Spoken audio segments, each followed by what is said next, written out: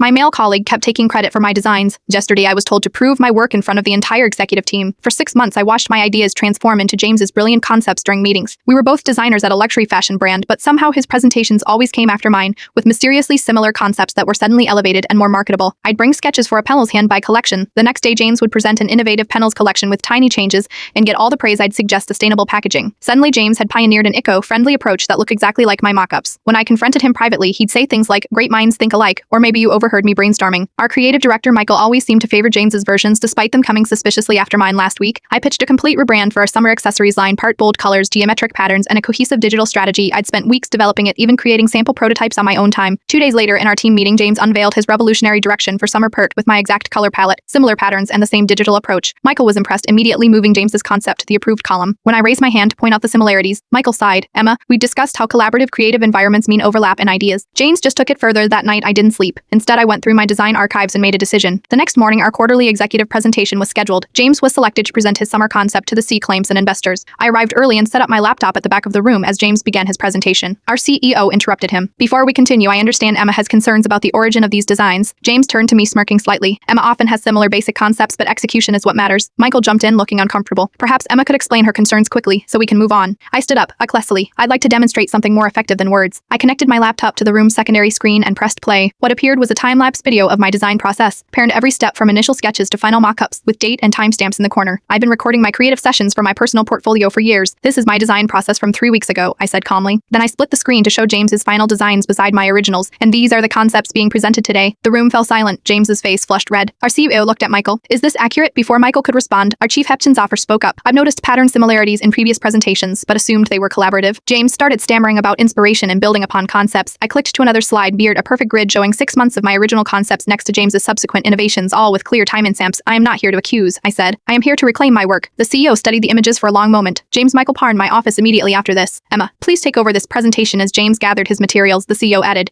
"And Emma, I'd like to see your complete portfolio tomorrow morning. Returnly, we've been missing a significant creative resource." I presented my original summer concept, answering questions with a confidence I hadn't felt in months. Afterward, the chief creative officer Partard, who'd flown in from Paris, handed me her card. "We should talk about your vision for the brand this morning." James's desk was empty. Michael stopped by my ski with an uncomfortable smile. "The executive team would like you to lead a summer campaign, and as Air wants to discuss your new title and compensation." I smiled back. "I'll need everything in writing, including proper credit for all past and future designs. Sometimes proving your worth means showing your work every single step of it."